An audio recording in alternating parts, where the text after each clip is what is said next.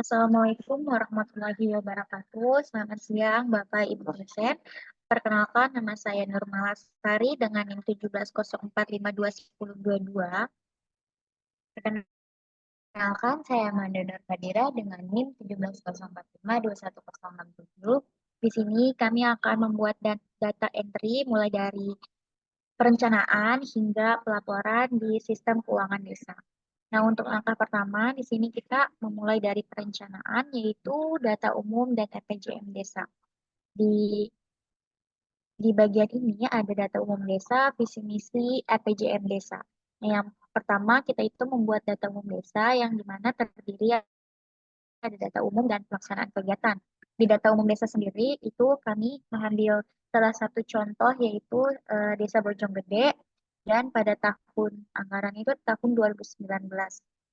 Ini bisa dilihat kita kepala desanya itu Dede Malvina, jabatan kadesnya itu sebagai kepala desa, dan begitu pun seterusnya. Kalau misalkan data umum sudah selesai, kita bisa lanjut ke pelaksanaan kegiatan. Pelaksanaan kegiatannya ini sama caranya, yaitu kalau misalkan kita mau menambahkan, yaitu dengan klik tambah.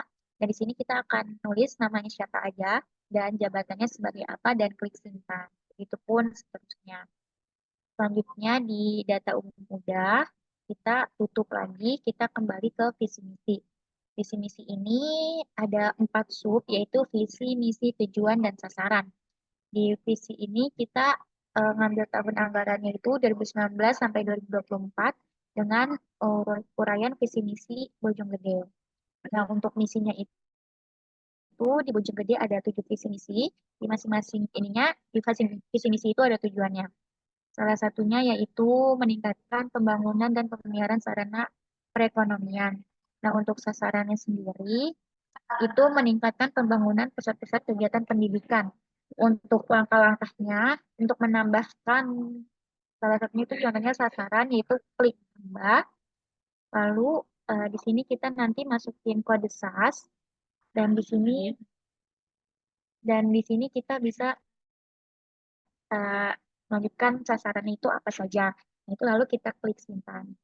Untuk cara mengubahnya pun sama. Misalkan ini kita ada mau ubah, kita klik ubah. Lalu di sini kita ganti apa yang mau kita ganti dan klik simpan. Begitu. Nah, jika di bagian visi misi udah, kita tutup lagi, kita lanjut ke RPJM desa. RPJM desa juga di sini ada 4 sub, yaitu ada bidang, sub bidang, kegiatan, dan dana indikatif. Eh, di bidangnya ini kita ada 5 bidang. Salah satunya itu bidang penyelenggaraan pemerintahan desa. Nah, untuk caranya juga di sini kita kalau ingin menambahkan kita klik tambah, dan di sini ada pilihan beberapa bidang. Nah, ini kita udah tambahkan semua ada 5 bidang. Untuk selanjutnya, jika bagian bidang udah, kita ke bagian sub bidang. Sub bidang di sini kita bikin menjadi 3 sub, yaitu bidang penanggulangan bencana, bidang keadaan darurat, dan bidang keadaan mendesak. Dan untuk menambahkannya gitu juga sama, yaitu klik tambah. Dan di sini kita mencari kodenya yang akan dimasukin ke bidang apa, lalu kita pilih, dan nanti pencet simpan. Gitu. Untuk kegiatannya juga sama, yaitu eh, tinggal pencet tambah aja jika ingin menambahkan kegiatan. Namun di sini berbedanya itu ada pilihan pelaksanaan. Di sini kita memilih eh, dari tahun pertama sampai tahun ke-6 itu semuanya dilaksanakan. Sorry, maaf.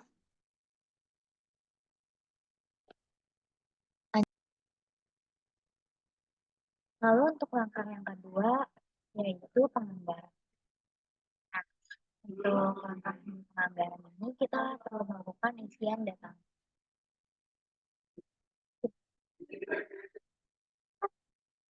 Nah, untuk di isian data penganggaran ini, itu kita perlu perlu perlu mencet kegiatan. Nah, di kegiatan ini tuh terdiri dari beberapa bidang, yaitu bidang, lalu sub bidang, Terus yang ketiga itu kegiatan, dan yang keempat itu pakai kegiatan.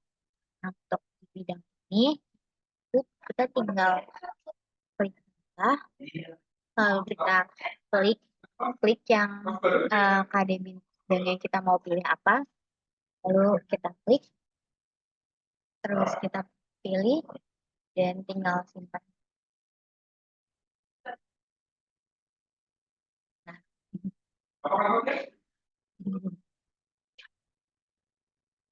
nah, karena tadi ya udah sebelumnya udah pernah diklik bidang tersebut, jadinya tulisannya seperti itu.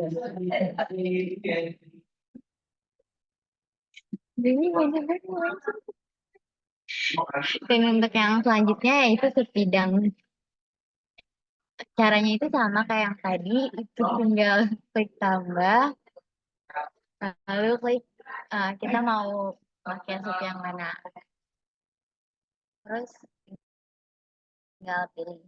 Nah, tinggal simpan. Nah, karena sebelumnya udah memilih bidang tersebut, jadinya tulisannya seperti ini. Lalu untuk yang ketiga yaitu kegiatan.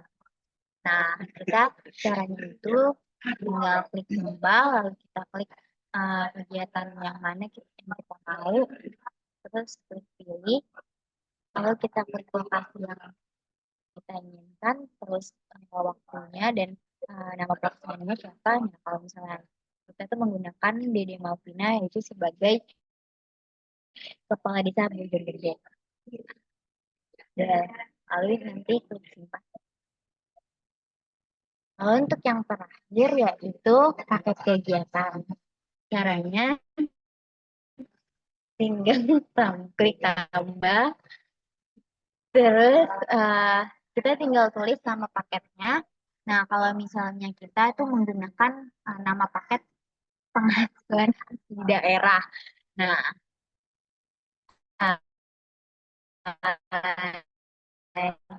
lalu kita tinggal klik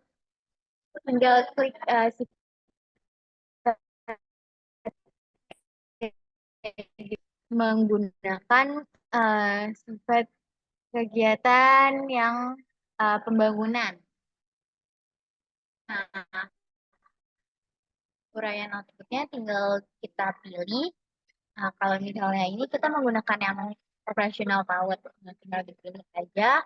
Lalu jika semua yang sudah, tinggal klik di depan. Nah, di, untuk yang kedua yaitu pendapatan. Ini tinggal di pendapatan, dan pendapatan ini terdiri dari dua sub. Yang pertama itu ada RP. Nah, jadi kita di sini tinggal klik tambah, lalu klik kode yang kita inginkan. Nah, kalau misalnya kita ini menggunakan pendapatan asli daerah. Lalu untuk yang selanjutnya itu ada pendapatan. Nah, di pendapatan ini terdiri dari dua sub. Yang pertama itu RAP, dan yang kedua itu RAP rinci. Nah, untuk langkah pertamanya itu kita menggunakan RAP terlebih dahulu. Kita tinggal klik tambah, lalu klik kode yang kita inginkan. Nah, di sini tuh pendapatan kita menggunakan pendapatan asli daerah. Nah, kalau misalnya sudah, nanti tinggal klik pilih. Karena di sini kita udah menggunakan pendapatan asli desa ini, jadinya tidak ada klik pilih. Lalu,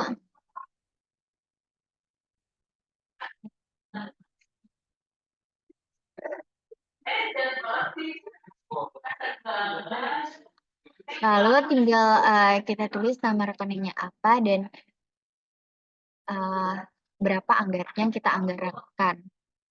Nah, tinggal kita klik simpan. Oh ya, karena kita lebih dari, jadi kita. Nah, lalu kita melakukan langkah yang kedua yaitu RAP rinci dengan mengklik tambah. Nah, nanti tampilannya seperti ini. Kita tinggal nulis apa uraiannya, lalu berapa yang dianggarkan di harga satuan ini, dan sumber dananya dari mana. Tinggal klik aja, lalu kita klik simpan. Nah, di pendapatannya sudah selesai, lalu kita ke belanja. Nah, di belanja ini itu terdiri dari 4 bidang. Yang pertama ada bidang kegiatan RAB, RAB rinci. Untuk yang pertama yaitu bidang. Nah, kita tinggal pilih aja nih, kita mau di bidang mana. Lalu kita tinggal uh, klik eh nulis nomornya nomor berapa, terus penyediaan nama subnya itu apa, lalu kita tinggal tulis berapa yang mau dianggarkan. Jadi belanja. Nah, terus untuk yang kegiatan itu tinggal sama angkanya kayak tadi, di kegiatan sub juga sama, angkanya seperti tadi, dan di RAB itu juga sama, dan untuk RAB rinci juga sama. Lalu kita lanjut ke pembiayaan satu.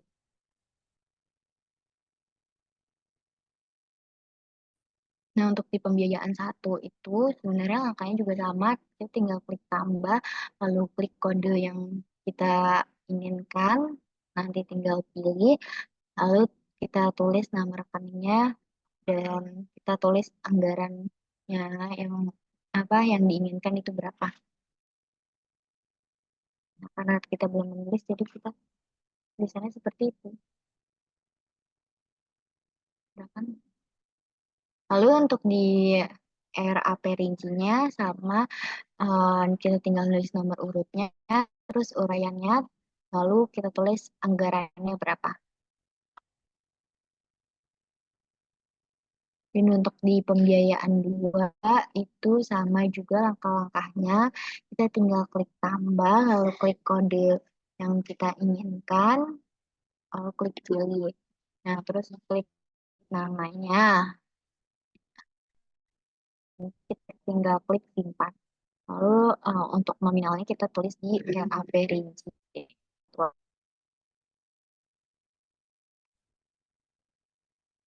Ya, untuk di pembiayaan dua itu sudah selesai. Untuk selanjutnya yaitu kita ke penerimaan desa. Nah, di penerimaan desa ini ada penerimaan tunai, penerimaan bank, sama penyetoran. Di penerimaan tunai ini ada TBP sama rincian TBP. Nah, yang pertama itu kita klik TBP-nya terlebih dahulu. Untuk langkah-langkahnya itu kita tambah. Terus di sini ada tanggal bukti. Tanggal buktinya itu realisasi penerimaannya tanggal berapa. Lalu uraiannya apa sesuai dengan yang sudah ditentukan. Nah, terus untuk namanya itu nama penyetornya siapa, alamatnya di mana, dan tanda tangannya siapa. Jika udah semua itu boleh kita pencet simpan. Karena ini udah simpan, langsung kita ya. Yang kedua yaitu ada rincian TBP. Mana rincian TBP itu caranya juga sama, klik tambah, eh, klik. Nah, ini karena penerimaannya sudah di store, jadi eh, caranya itu sama kayak tadi. Kita mencet tambah dan tinggal menambahkan nominal-nominal, nama rekening, dan sumber dananya itu berasal dari mana. Udah, jika penerimaan tunainya udah, lanjut ini kita tutup aja. Kita ke penerimaan bank. Di penerimaan bank juga sama, ada dua sub, yaitu TBP sama rincian TBP. Dan untuk caranya juga sama, seperti kayak tadi, klik tambah. Dan di sini kalian bisa mengisi sesuai dengan kebutuhannya. Dan jika ingin ada yang diubah, misalnya ini mau diubah, ini kita klik ubah, lalu ini mau diubah apa, bla bla bla, misalnya kita klik simpan. Nah, itu pun seterusnya. Lanjut ini ke penyetoran. Di penyetoran itu beda sama kayak sebelumnya. Di sini ada STS dan rincian penyetoran. Namun dengan langkah-langkahnya itu sama. Di sini kalau ingin menambahkan, kita bisa klik tambah, lalu menyesuaikan aja sesuai dengan kebutuhan seperti tanggal store, uraian, rekening, sama nama bank. Nah, untuk nama rekeningnya itu nanti otomatis dari yang sudah kita pernah input di nama rekening.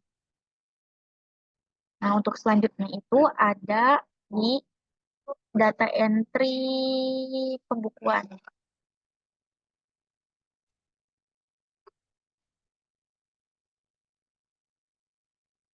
Untuk data entry pembukuan itu caranya kita klik pilih desa. Nah, ini desa mana yang kita mau buat saldo awalnya, ini kita menggunakan desa C. Lalu kita pilih, terus kita klik laporan pas desa. Nah, caranya itu kita tinggal klik tambah, lalu klik kode rekening. Nah, kita klik yang pertama itu aset lancar, lalu klik yang aset lancar yang mana yang kita mau tulis saldo awalnya. Nah, misalnya di sini kas dan bank. Nah, terus kita klik yang mana kas di benda, misalnya kas di bendahara desa. Lalu kita tulis di sini saldonya berapa dan yang di kreditnya kita tulis nol. Lalu nanti kita klik simpan. Nah, untuk seterusnya juga seperti itu. Kita tinggal klik tambah. Misal di sini kita mau menggunakan akun kewajiban. Kita tinggal klik akun kewajiban, lalu klik akun kewajiban mana yang kita mau. Misal utang perhitungan kayak pajak ketiga, lalu kita klik yang mana misal yang hutang jaminan masa pekerjaan. Lalu uh, di sini saldo debitnya kita tinggal tulis nol dan di saldo kreditnya kita tulis anggarannya tuh apa namanya saldo kreditnya itu berapa. Jadi tinggal kita klik simpan. Jadi sampai hasil balance-nya itu nol. Dan begitu pun seterusnya.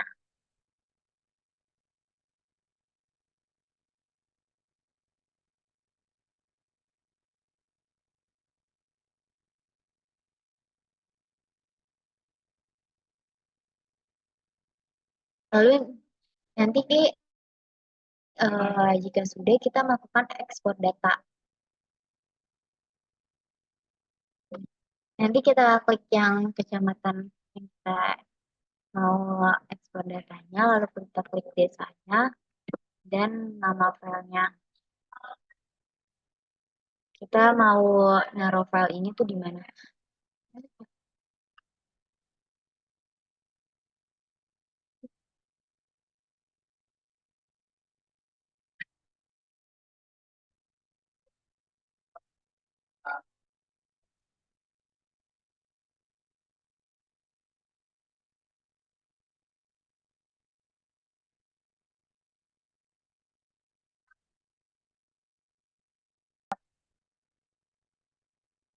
Nah, untuk selanjutnya kita melihat hasil dari data entry yang tadi kita input. Yang pertama itu kita lihat laporan dari perencanaan.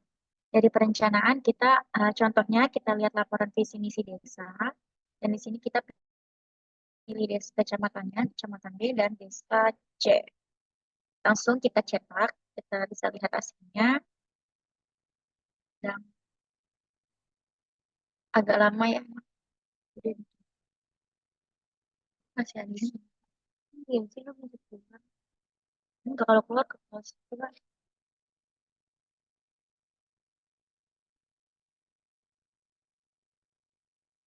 Mungkin itu selanjutnya itu ada Anggaran. penganggaran. Nah, ini kita contohnya kita buka di lampiran 1A per des APBD desa. Nah, untuk kecamatannya itu kecamatan B, desanya desa C, jenisnya anggaran perubahan, lalu kita cetak. Ini Contoh dari contoh lampiran 1A Kasan APBDes perubahan. Nah, ini bisa terlihat.